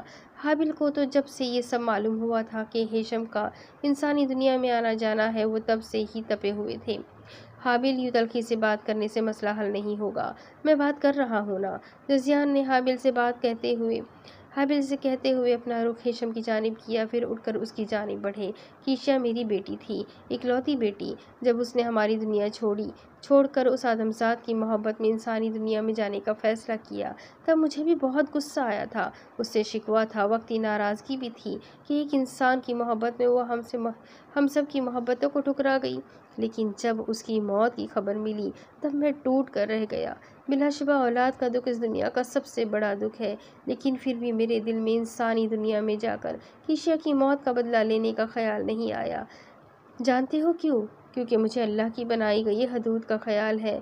اللہ نے ان کی دنیا کو ہماری دنیا سے الگ رکھا ہے، تو ہم کیوں اس سرحد کو بھول جاتے ہیں، کیوں ان حدود کو پار کر لیتے ہیں؟ کیشیا کی موت ایسے ہی لکھی تھی ہیشم، ورنہ وہ اپنی ذاتیت کی کسی ذات سے محبت کرتی، لیکن اس سے انسانوں کے ہاتھوں ہی مرنا تھا۔ جزیان کا لہجہ پر اثر تھا۔ ہیشم چند پل کو خاموش سا رہ گیا۔ آپ جو بھی کہیں جزیان، لیکن انسانوں کو سبق تو سکھانا چاہیے تاکہ انہیں بھی اندازہ ہو کہ کسی کی زندگی کوئی کھلونا نہیں ہے۔ میں اب پیچھے نہیں ہٹوں گا، صرف چند دن رہ گئے ہیں میرے مقصد کی تکمیل میں۔ جیسے انہوں نے کیشیا کو اپنی دنیا میں لے جا کر قتل کیا، ویسے ہی اب ان کی بیٹی بھی ہماری دنیا میں بدترین موت مرے گی۔ ہیشم کی اب بھی وہی ضد تھی۔ وہ جب کیشیا کے بارے میں سوچتا، ہائیکا کا مردہ وجود اس کی نگاہوں کے سامنے گھوم جاتا، جس سے بدلہ لینے کا ارادہ مزید مضبوط ہو جاتا تھا۔ پھر تم میں اور ان انسانوں میں کیا فرق رہ جائے گا ہیشم؟ ہائیکا بے گناہ تھی، لیکن پھر بھی اسے موت کے گھاٹ اتار دیا گیا۔ زینب بھی بے گناہ ہے، لیکن تم اسے ختم کرنا چاہتے ہو۔ ایک بے گناہ کو مارنے کے بعد کیا خود سے نظریں ملا پاؤ گے؟ جزیان کا لہجہ اب اس بار ہلکی سی سختی لیے ہوئے تھا۔ ہائیکا بے گناہ تھی، اسے صرف اس بات کی سزا ملی کہ اس نے ایک آدمزاد سے محبت کی تھی، لیکن اس لڑکی زینب کا قصور یہ ہے کہ یہ مرثد کے خاندان سے تعلق رکھتی ہے۔ وہ مرثد جو ہائیکا کی موت کا سبب بنا، اس قاتل کو کیا لگا تھا کہ خودکشی کر کے اتنی آسان موت مر کے اپنی جان چھڑا لے گا؟ نہیں، ان کے یہاں جان کے بدلے جان، عزت کے بدلے عزت، مال کے بدلے مال کا اصول رائج ہے۔ اسی اصول پر چلتے ہوئے اب میں ہائیکا کی موت کے بدلے ان کے خاندان کی لڑکی زینب کو موت دوں گا تاکہ حساب برابر ہو۔ ہیشم کچھ بھی سمجھنے کے لیے تیار نہ تھا، اس کے پاس ہر بات کا جواب تھا اور ہر طرح سے خود کو جسٹیفائی کر رہا تھا۔ جزیان چند لمحوں کے لیے خاموش سے رہ گئے۔ تمہیں کیسے معلوم کہ ہائیکا کو مرثد نے ہی مارا یا مروایا ہے؟ کوئی ثبوت ہے تمہارے پاس یا تم نے اپنی آنکھوں سے قتل ہوتے دیکھا ہے؟ کیا معلوم مرثد بے گناہ ہو؟ جزیان نے ایک نیا نکتہ اٹھایا۔ سبھی ثبوت وہاں دیکھ کر آیا تھا میں۔ ہائیکا کو راج ولا بلانے والا مرثد تھا۔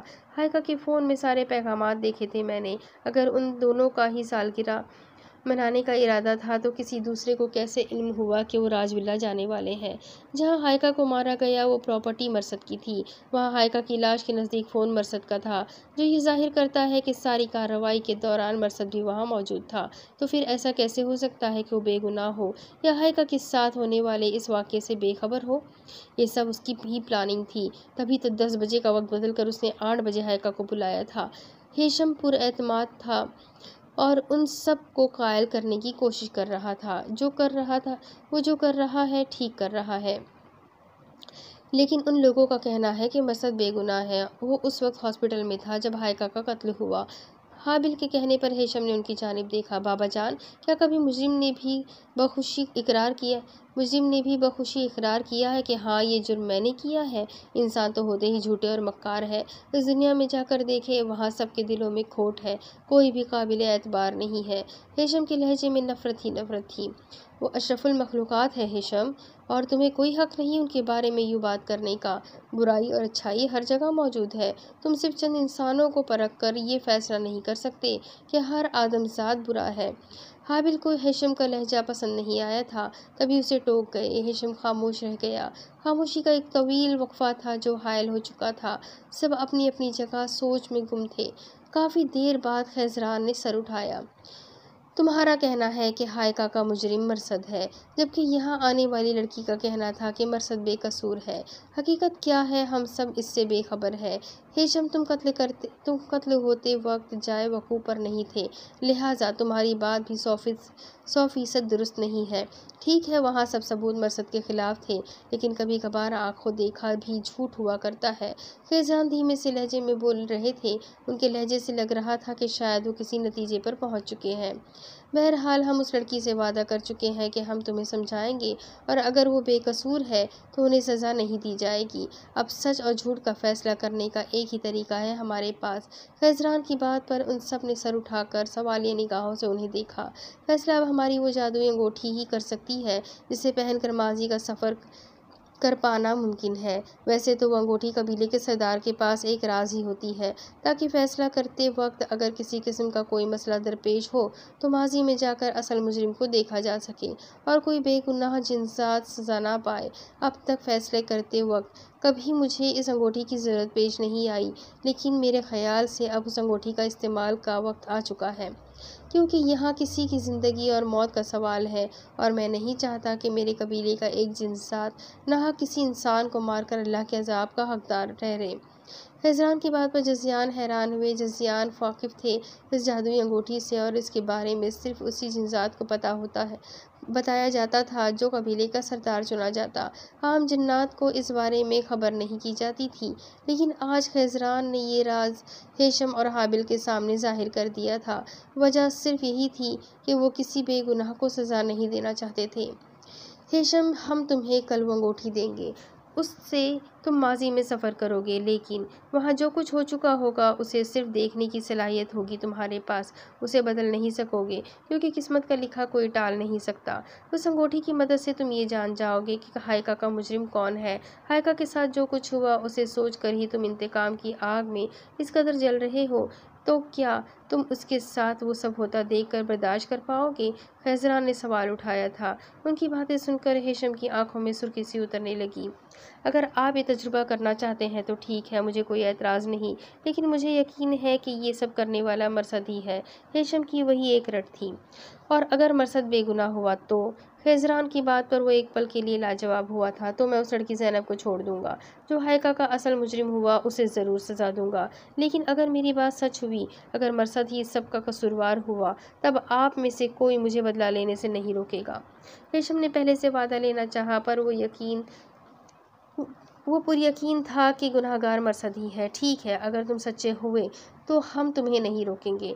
خیزران نے گویا فیصلہ سنایا۔ کل اسی وقت ہم چاروں یہاں آئیں گے، اور میں وہ انگوٹھی بھی ساتھ لے کر آؤں گا۔ کل ملاقات ہوتی ہے آپ سب سے۔ خیزران اٹھ کھڑے ہوئے تھے۔ ان کی تقلید میں حابل اور ہیشم بھی اٹھ گئے۔ جزیان انہیں نگاہوں سے اوجھل ہو جانے تک دیکھتے رہے۔ رضا افندی آج پھر زینی کو دیکھنے ہاسپٹل آئے تھے۔ اسد صاحب جو ابھی ڈاکٹر کے پاس آئے تھے، رضا افندی کو دیکھ کر وہیں کوریڈور میں ہی رک گئے تھے۔ السلام علیکم، کیسے ہیں اسد صاحب؟ رضا افندی کا وہی مخصوص لہجہ تھا، نرم اور دھیما۔ میں ٹھیک ہوں، آپ کیسے ہیں؟ اسد صاحب نے بھی جواباً حال احوال دریافت کیا۔ اللہ کا شکر ہے۔ زینب کیسی ہے؟ رضا افندی کے کہنے پر اسد صاحب کے چہرے پر پھیکی سی مسکراہٹ جھلکی۔ ویسی ہی ہے جیسی پہلے تھی۔ ان کا لہجہ مزمل سا تھا۔ آج 2 دن گزر چکے ہیں زویا کو جنات کی دنیا سے واپس آئے ہوئے۔ اس نے بتایا تھا کہ جزیان اور خیزران نے وعدہ کیا ہے کہ وہ ہیشم کو سمجھائیں گے، اور اس کے بتانے پر ہی جو ایک امید بندھی تھی کہ شاید زینی ٹھیک ہو جائے گی، وہ امید اب ٹوٹنے لگی تھی۔ ڈاکٹرز نے کوئی امپرومنٹ نہیں بتائی۔ رضا افندی نے سوالیہ نگاہوں سے انہیں دیکھا نہیں، ابھی مل کر آ رہا ہوں ڈاکٹر سے۔ ان کا کہنا ہے کہ زینی کی حالت میں کوئی بہتری نہیں آ رہی، بلکہ اس کے وجود پر اور چہرے پر دھبے مزید گہرے ہوتے جا رہے ہیں۔ ڈاکٹرز نہ تو ان دھبوں کی وجہ جان پا رہے ہیں اور نہ ان کا کوئی علاج ڈھونڈ پا رہے ہیں۔ اسد صاحب کا لہجہ مایوس کن تھا۔ آپ فکر مت کریں، اللہ پر یقین رکھیں، وہ ٹھیک ہو جائے گی۔ رضا افندی نے حوصلہ دینے کی کوشش کی۔ ان کے بس میں جو کچھ تھا وہ کر چکے تھے، اب آگے جو اللہ کی مرضی تھی وہی ہونا تھا۔ اللہ کرے اسد صاحب آہ بھر کر بولے۔ زینب کو دیکھ سکتا ہوں میں؟ رضا افندی کے کہنے پر اسد صاحب انہیں لیے ایک کمرے کی جانب بڑھ گئے۔ ہاسپٹل کے اس کمرے میں داخل ہوتے ہی رضا افندی کی نگاہ سامنے بیڈ پر بے جان لاشے کی طرح پڑی زینی کے چہرے تک گئی۔ اسد صاحب ٹھیک کہہ رہے تھے، دھبے واقعی گہرے ہوتے جا رہے تھے۔ جنہوں نے زینی کے خوبصورت چہرے کو بدنما سا بنا دیا تھا، اس کی یہ حالت دیکھ کر کوئی عام انسان بھی دکھ کا شکار ہو جاتا۔ اسد صاحب تو پھر اس کے والد تھے۔ بھابھی اور بچے کہاں ہیں؟ رضا افندی نے اسد صاحب کا دھیان بٹانے کو یوں ہی سرسری سے سوال لہجے میں پوچھا۔ وہ دونوں اب کمرے سے نکل رہے تھے۔ احمر کی پرسوں سے طبیعت کافی خراب ہو رہی تھی۔ آپ نے کہا تھا کہ فی الحال راج ولا نہ جائیں ہم، اور پھر میں بھی انہیں اکیلے وہاں چھوڑنا نہیں چاہتا تھا۔ ہاسپٹل میں ادھر ادھر دھکے کھاتے کتنے دن گزار سکتے تھے؟ احمر کی طبیعت کو دیکھ کر کل حامد اصرار کر کے انہیں اپنے گھر لے گیا۔ صبح وہ سارا کو لے کر آیا تھا ہاسپٹل۔ یہاں رہ کر بھی سارا زینی کو دیکھ کر روتی ہی رہتی ہے، اس لیے زینی سے ملنے کے بعد میں نے اسے واپس بھیج دیا۔ اسد صاحب کی بات پر رضا افندی نے جذبات میں سر ہلایا۔ رضا صاحب صرف 6 دن رہ گئے ہیں 9 جنوری میں، پتہ نہیں میری بچی کا کیا ہوگا۔ اگر وہ جنسات اپنے ارادے سے باز نہ آیا تو پھر؟ اسد صاحب کے لہجے میں خوف پنہاں تھا۔ امید کا دامن تھامے رکھیے اسد صاحب، ہمارے پاس جو راستہ تھا وہ میں نے آپ کو بتا دیا۔ ہم صرف کوشش کر سکتے ہیں، اس کوشش کا ثمر دینے والی ذات تو اللہ کی ہی ہے نا، اس سے اچھی امید رکھیے، انشاءاللہ وہ سب ٹھیک کر دے گا۔ رضا افندی بھی اس وقت صرف تسلی دے سکتے تھے۔ اسد صاحب ان کی بات پر خاموش ہو گئے۔ ہیشم خیزران کی ہدایت کے مطابق وہ جادوئی انگوٹھی پہنے 9 جنوری 1998 کے دن میں آ پہنچا تھا۔ صبح کے 6 بج رہے تھے۔ چونکہ سردی کا موسم تھا لہٰذا ہر طرف ہلکا سا اندھیرا اور دھند سی چھائی ہوئی تھی۔ ہیشم راج ولا میں داخل ہوا۔ گیٹ پر ہی اسے چوکیدار بیٹھا مل گیا۔ چوکیدار ایک جانب کرسی پر بیٹھا اونگ رہا تھا جب اس کا فون بجنے لگا۔ ہیشم جو آگے بڑھنے ہی والا تھا وہ ایک دم رک گیا۔ چوکیدار اب کال ریسیو کر چکا تھا۔ ہیلو جی، میں فضل الدین ہوں۔ آپ کون بات کر رہے ہیں؟ چوکیدار کے لیے شاید فون کرنے والا بندہ انجان تھا۔ ہیشم کچھ سوچ کر اس کے قریب چلا آیا۔ چونکہ چوکیدار اسے دیکھ نہیں سکتا تھا تبھی وہ اس کی موجودگی سے بے خبر تھا۔ فون سے دوسرے بندے کی آواز سنائی دے رہی تھی۔ کیا میرا بیٹا ٹھیک تو ہے نا؟ چوکیدار کو دوسری جانب سے جو اطلاع دی گئی تھی اس نے اسے شدید پریشان کر کے رکھ دیا تھا۔ جی میں آتا ہوں ابھی۔ وہ پریشانی کے عالم میں فون کاٹ گیا۔ ہیشم بغور اسے ملاحظہ کر رہا تھا۔ وہ اب پھر کسی کو کال ملا رہا تھا۔ دوسری بیل پر ہی کال ریسیو کر لی گئی تھی۔ ہاں ہیلو سر، میرے بڑے بیٹے کو چند نامعلوم افراد نے بغیر کسی وجہ کے پیٹا ہے اور اس کی ٹانگ کی ہڈی ٹوٹ گئی ہے۔ مجھے ابھی ہاسپٹل جانا ہے۔ چوکیدار کا چہرہ رونے والا تھا۔ واٹ؟ لیکن کیوں؟ اچھا ٹھیک ہے تم جاؤ، بلکہ ایسا کرو پہلے جاتے ہوئے میرے گھر آ جاؤ، کچھ رقم لے جانا مجھ سے ہاسپٹل کے اخراجات کے لیے۔ دوسری جانب سے مرثد جو شاید ابھی سو کر اٹھا تھا وہ بھی اس اطلاع پر پریشان سا ہو گیا۔ جی ٹھیک ہے سر، چوکیدار نے نم آنکھیں لیے کہتے ہوئے اس بات میں سر ہلایا۔ اور ہاں، وہاں سے آتے ہوئے گیٹ لاک کر کے کیز مجھے دے دینا۔ مرثد نے دوسرا حکم جاری کیا۔ چوکیدار نے حامی بھرتے ہوئے کال کاٹ دی۔ پھر وہ بدحواس سا باہر نکلا، گیٹ کو تالا لگایا اور چال میں ہلکی سی لڑکھڑاہٹ لیے اپنی بائک کی جانب بڑھ گیا۔ ہیشم وہیں کھڑا یہ سب دیکھے جا رہا تھا۔ چوکیدار کو جاتا دیکھ کر وہ گیٹ کی جانب بڑھا۔ بند گیٹ یا گیٹ پر لگا تالا اسے روک نہیں سکتا تھا۔ وہ آسانی سے دروازہ پار کرتا اندر داخل ہوا تو ایک پل کو ٹھٹکا۔ وہاں گیٹ سے لے کر اندرونی دروازے تک روش کو پھولوں سے سجایا گیا تھا۔ گیٹ سے قریبی درخت پر ایک بڑا سا ٹیڈی بیئر رکھا تھا۔ ہیشم ابھی یہ سب دیکھ ہی رہا تھا جب گیٹ کے باہر کوئی گاڑی آ رکی، ساتھ ایک بائک بھی تھی۔ ہیشم چونکا۔ گاڑی سے اب 3 افراد اتر رہے تھے جبکہ بائک سوار بھی اتر کر ان کی ہمراہ گیٹ کی جانب بڑھ رہا تھا۔ ہیشم نے انہیں آج سے پہلے کبھی نہیں دیکھا تھا تبھی وہ انہیں پہچان نہیں پایا۔ چوکیدار کا معاملہ تو ہو گیا صاف۔ ان میں سے سفید رنگت کا حامل ایک شخص بولا تھا، لیکن عمیر مرثد کا کیا کرو گے؟ اسے تو یہاں آنا ہی ہے، اسے کیسے روکیں گے ہم آنے سے؟ دوسرا شخص استفہامیہ نگاہوں سے اسے دیکھنے لگا۔ اس کے لیے بھی پلان ہے ہمارے پاس، بس مرثد کا فون حاصل کرنا ہے ہمیں۔ اس کے لیے حارث ہے نا؟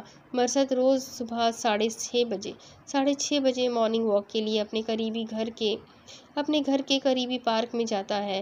حارث، تم ابھی اس پارک میں جاؤ، جب مرثد کو دیکھو تو اسے ٹکرانا ہے اور اس کی پاکٹ سے فون اچک لینا ہے، بس باقی کام میں کروں گا۔ تم جلد سے جلد اس کا فون لے کر یہاں پہنچو۔ عمیر نے اپنے ایک ساتھی کو پلاننگ سمجھائی تو وہ سر ہلاتا بائک کی جانب بڑھ گیا۔ تینوں گیٹ کے قریب پہنچے۔ امجد، وہ سامنے اینٹ پڑی ہے، اٹھا کر لاؤ ذرا۔ تم اور ماجد یہ تالا توڑو، میں یہ کال ریسیو کر لوں۔ عمیر کا سیل فون بجنے لگا تو وہ ان سے کہتا ہوا خود ایک سائٹ پر ہوتا فون سننے لگا۔ فون سن کر آیا تو اس کے دونوں ساتھی تالا توڑ چکے تھے۔ دروازہ کھلتے ہی سامنے سجا ہوا گھر اور روش اور بچھے پھول دکھائی دیے۔ ماجد آگے بڑھنے ہی والا تھا جب عمیر نے اسے روک دیا۔ ارینجمنٹ جیسے ہوئے ہیں ویسے ہی رہنے دو، ہمیں یہاں سے بہت احتیاط سے گزرنا ہے۔ اگر یہ ارینجمنٹس خراب ہوئے تو ہائیکا یہاں آتے ہوئے چونک جائے گی۔ اندر داخل ہوتے ہوئے اسے کسی گڑبڑ کا احساس نہیں ہونا چاہیے۔ بہت مشکل سے آج موقع ملا ہے ان سے بدلہ لینے کا، ہمیں ہائیکا کو کسی بھی حال میں ہاتھ سے نکلنے نہیں دینا۔ عمیر کہتے ہوئے بغور اندر کا جائزہ لے رہا تھا۔ پھر سب سے پہلے اس نے اندر قدم رکھا اور بہت محتاط ہو کر ایک جانب سے گزرتا گیٹ سے اندر داخل ہو کر لان میں اتر گیا۔ اس کی تقلید میں امجد اور ماجد بھی اندر داخل ہوئے۔ ویسے ایک بات بتاؤں عمیر، تم نے تو 3-4 سال سے وہ کمپنی بھی چھوڑ دی جہاں مرثد اور ہائیکا جاب کرتے ہیں، اور مجھے اچھی طرح یاد ہے کہ تم نے ہائیکا کی وجہ سے ہی اپنی جاب چھوڑ کر شوبز کو جوائن کیا۔ ان سے تمہارا کوئی رابطہ بھی نہیں تھا، پھر تمہیں کیسے علم ہوا کہ مرثد ہائیکا کو آج یہاں بلانے والا ہے؟ وہ تینوں بندر کی جانب بڑھ رہے تھے جب ماجد نے اس سے سوال کیا۔ ہیشم بھی اپنی موجودگی کا احساس دلائے بغیر ان کے عقب میں ہی چلا آ رہا تھا۔ ہائیکا کا خیال میں اپنے دل سے نکال چکا تھا۔ مجھے لگا وہ دونوں شادی کر چکے ہوں گے، لیکن چند ہفتے پہلے مرصد سے یہیں اس گھر میں ملاقات ہوئی میری۔ میں یہاں سے گزر رہا تھا جب شوٹنگ کے لیے مجھے یہ گھر پسند آیا۔ اس گھر کے مالک کا پتہ کیا تو معلوم ہوا مالک مرصد ہے۔ اس سے باتوں باتوں میں علم ہوا کہ ان کی شادی نہیں ہوئی اب تک، اور اس سالے کے لہجے میں ہائیکا کے لیے جتنی شدت، جتنی محبت تھی، اس نے ایک بار پھر میری نفرت کو جگا دیا۔ جب میں نے اس سے اس گھر میں شوٹنگ کے لیے اجازت چاہی تو اس نے یہ کہہ کر انکار کر دیا کہ یہ گھر وہ ہائیکا کے لیے بنوا رہا ہے۔ اسے برتھ ڈے گفٹ میں وہ یہ گھر دینا چاہتا ہے، اور یہ بھی کہ وہ دونوں بہت جلد شادی کرنے والے ہیں۔ خیر، یہاں سے جاتے ہوئے ہی میں نے سوچ لیا تھا کہ چاہے کچھ بھی ہو جائے مجھے مرصد اور ہائیکا سے بدلہ لینا ہے۔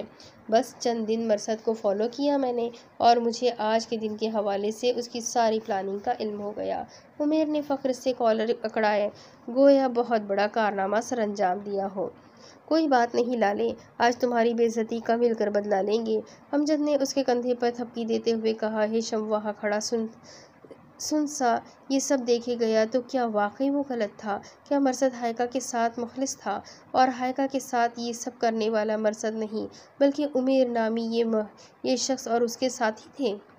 ہیشم انہیں اس گھر میں داخل ہوتے اور پلاننگ کرتے دیکھتا رہا۔ کچھ ہی دیر بعد حارث بھی راج ولا پہنچ چکا تھا۔ وہ چاروں اپنی کامیابی کا جشن منا رہے تھے، خوش ہو رہے تھے۔ حارث نے مرصد کا فون عمیر کو تھمایا تو عمیر نے مرصد اور ہائیکا کی چیٹ ہسٹری کھولی، اور پھر مرصد کے سیل فون سے ہائیکا کے نمبر پر میسج کرتے ہوئے اسے 8 بجے راج ولا پہنچنے کا کہا۔ دوسرا میسج اس نے اپنے نمبر سے سینڈ کیا جو یہ ظاہر کر رہا تھا کہ مرصد نے عمیر کو ہائیکا کے 8 بجے آنے کی اطلاع دی ہے۔ یہ میسج فقط ہائیکا کو مرصد سے بدگمان کرنے کے لیے تھا۔ ہیشم شاکڈ سا انہیں یہ سب کرتے ہوئے دیکھے گیا۔ وہ حیران تھا کہ یہ انسان کس قدر چال باز تھے، کسی کی جان لینے کے لیے کتنی پلاننگ کر رکھی تھی انہوں نے۔ اس کے بعد کے سارے مناظر ہیشم نے اپنی آنکھوں سے دیکھے تھے۔ ان چاروں نے ہائیکا کو اپنے جال میں پھنسانے کی منصوبہ بندی کی۔ ہائیکا کا 8 بجے راج ولا آنا، ارینجمنٹ دیکھ کر خوش ہونا، اندر آ کر مرصد کو پکارنا، پھر آنکھیں بند کر کے مرصد کا انتظار کرنا، عمیر اور اس کے ساتھیوں کا ہائیکا کے سامنے آنا، ان کی گھٹیا گفتگو، نازیبا الفاظ، گھٹیا ترین حرکتیں، ہائیکا کی مزاحمت، خود کو بچانے کی کوشش میں سیڑھیوں کی جانب بھاگنا، گرنا اور پھر اٹھنا، اور بالآخر ایک بیڈ روم میں ان چاروں کے قابو میں آ جانا، ان چاروں کا اپنی ہوس مٹانا، اور لوہے کا وہ وزنی ہتھوڑا نما ہتھیار جس سے ہائیکا کا سر کچلا گیا تھا۔ ہیشم کے لیے آسان نہیں تھا یہ سب کچھ دیکھنا۔ وہ چیختا رہا، چلاتا رہا کہ کسی طرح ہائیکا کو بچا سکے، لیکن اس پل وہ بھول گیا تھا کہ وہ یہاں صرف ماضی کو دیکھنے آیا تھا، اسے بدلنے نہیں۔ وہ ان سب کو دیکھ سکتا تھا لیکن وہ انسان اسے نہیں دیکھ سکتے تھے۔ کسی فلم کی طرح سب کچھ اس کے سامنے ہوتا گیا، اور وہ خاموش تماشائی بنے سب دیکھتا گیا۔ وہ سب اپنا مقصد پورا کر کے ہائیکا کے عریاں وجود کے قریب ہی مرصد کا فون پھینک کر جا چکے تھے، جس میں ہائیکا کو کیا گیا آخری میسج موجود تھا، جبکہ عمیر کے نمبر پر کیا گیا میسج ڈیلیٹ ہو گیا تھا۔ ہیشم نے آگے بڑھ کر انہیں روکنا چاہا، انہیں سزا دینی چاہی، ان کا گریبان تھام کر سوال کرنا چاہا کہ وہ سب اتنے سنگ دل کیسے ہو سکتے تھے کہ ایک جیتی جاگتی لڑکی کو یوں اپنے انتقام اور ہوس کی بھیٹ چڑھا کر قتل کر ڈالا۔ اس نے سب سے پیچھے جاتے امجد کو کندھے سے تھام کر اپنی جانب کھینچا تھا، لیکن اس کا ہاتھ امجد کے کندھے کے آر پار ہو گیا۔ وہ ان کے سامنے ظاہر نہیں ہو سکتا تھا، ان کے بارے میں کسی کو بتا بھی نہیں سکتا تھا، اور اپنی اس بے بسی پر وہ رو دیا تھا۔ کیشیا! اچانک اسے ہائیکا کا خیال آیا تو وہ فوراً ہائیکا کی جانب لپکا۔ اس کے وجود میں آخری سانسیں چل رہی تھیں۔ ہائیکا کے بے لباس وجود کو دیکھنا آسان نہیں تھا اس کے لیے۔ اس نے اس کا لباس پکڑ کر اس کے وجود کو ڈھکنا چاہا، لیکن وہ کوئی چیز تک نہیں تھام سکتا تھا۔ کیشیا! کیشیا، میری بات سنو! کیشیا، ادھر دیکھو میری طرف! ہیشم نے ہاتھ ہلا کر اسے اپنی جانب متوجہ کرنا چاہا، لیکن اس وقت وہ بے بسی کے عالم میں پھوٹ پھوٹ کر رو دیا۔ جب اسے احساس ہوا کہ ہائیکا اسے نہیں دیکھ سکتی، اسے محسوس نہیں کر پا رہی، اس نے ہائیکا کی نگاہوں کے تعاقب میں دیکھا تو وہ سامنے دیوار پر لگی 2 تصویروں کی جانب دیکھ رہی تھی۔ ایک تصویر ہائیکا کی تھی اور دوسری مرصد کی، اور ان دونوں فریم شدہ تصاویر کے درمیان خوبصورت سا شیشے کا دل لگایا گیا تھا۔ مرثد ہائکہ کے لبوں سے برآمد ہونے والا آخری نام بھی مرثد کا تھا، جبکہ آنکھوں میں مرثد کے لیے بدگمانی ہی بدگمانی تھی۔ عمیر ہائکہ کے دل میں مرثد کے خلاف زہر بھرنے میں کامیاب ہو گیا تھا۔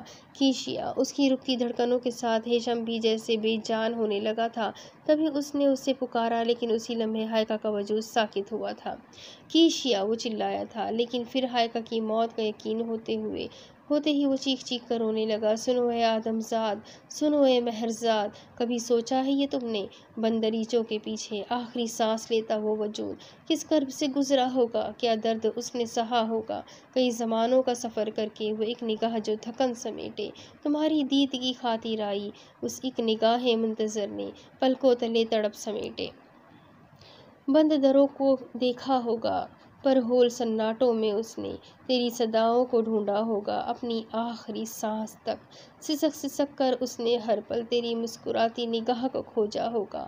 روح کا وہ ٹکڑا جو تم سے جڑتا تھا اب تمہیں نہ پا کے کس زور سے ٹوٹا ہوگا۔ کبھی سوچا ہے آخری سانس لیتا وہ وجود کس کرب سے گزرا ہوگا۔ کالی رات بیت گئی، درد آنکھوں میں ٹھہر گیا، جلتا سورج سر پر آیا، آخری سانس لیتا وہ وجود سسک سسک کر برف ہوا، اس کے ساتھ ہی قصہ یہ بھی بالآخر اب ختم ہوا، بالآخر اب ختم ہوا۔ ہیشم کیا ہوا تمہیں؟ خیزران، جزیان اور حابل حیران پریشان سے ہیشم کو روتے ہوئے دیکھ رہے تھے۔ تبھی حابل اس کے چہرے پر اذیت محسوس کرتے ہوئے اسے جھنجھوڑ گئے۔ ہیشم کا ذہن ایک دم ماضی سے نکل کر حال میں آیا۔ اس نے آنکھیں کھولی تو سامنے ہائکہ کے مردہ وجود کے بجائے حابل، جزیان اور خیزران کو کھڑے پایا۔ ہیشم، سب خیریت تو ہے نا؟ خیزران بھی پریشان سے پوچھ رہے تھے۔ ہیشم چہرے پر ہاتھ پھیرتا اٹھ کھڑا ہوا، اس نے انگوٹھی اتار کر خیزران کو تھمائی۔ خیزران کو وہ اپنے حواس میں نہیں لگا تھا۔